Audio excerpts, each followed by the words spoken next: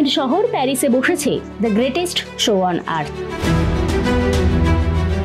সেন নদীর বুকে জমকালো উদ্বোধনী অনুষ্ঠানের মাধ্যমে স্বাগত জানানো হয়েছে অলিম্পিকে অংশগ্রহণকারী প্রায় 10,000 অ্যাথলিটদের। আর অলিম্পিকের এই উদ্বোধনী অনুষ্ঠানে দেশের হয়ে প্রতিনিধিত্ব করতে গিয়ে মহা সমস্যায় পড়লেন ইতালির এক হাই জাম্পার। হারিয়ে ফেললেন নিজের বিয়ের আংটি। জানা গিয়েছে উদ্বোধনী অনুষ্ঠানে সেন নদীর উপর দেশ ইতালির হয়ে পতাকা বইছিলেন অলিম্পিকে অংশগ্রহণকারী গিয়ান মার্কো তাম্বেরি। স্বাভাবিকভাবেই এমন মাহেন্দ্রক্ষণে খুব উত্তেজিত ছিলেন তিনি।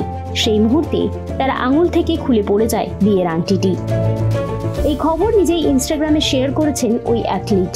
4টি ছবি পোস্ট করে এই ঘটনার জন্য স্ত্রীর কাছে ক্ষমাও চেয়ে নিয়েছেন।